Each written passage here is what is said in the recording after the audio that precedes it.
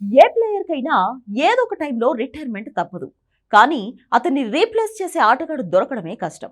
Indian క్రికెట్లో ఎంతోమంది దిగ్గజాలు వచ్చారు, వెళ్లారు.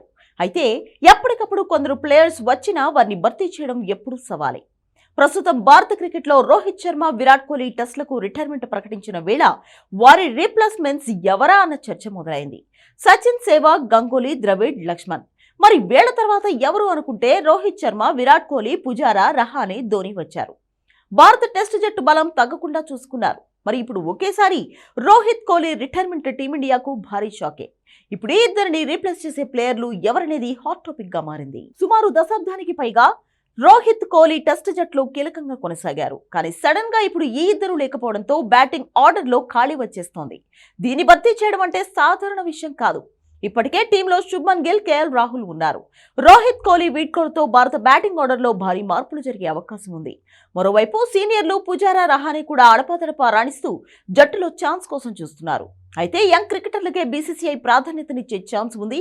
ఇంగ్లాండ్తో వచ్చే నెల 22న ఆరంభమయ్యే టెస్ట్ సిరీస్ లో బ్యాటింగ్ ఆర్డర్ లో ప్రయోగాలు జరిగే అవకాశం ఉంది.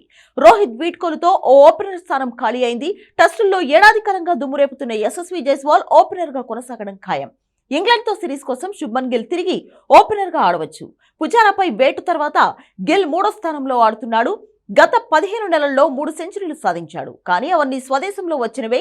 విదేశాల్లో అయితే ఒక్క హాఫ్ సెంచరీ చేయలేదు. గతంలో రోహిత్ తో కలిసి కేఎల్ రాహుల్ ఓపెనర్ గా రాణించాడు. ఇంగ్లాండ్ లో ఓపెనర్ గా 34 సగటు నమోదు చేశాడు.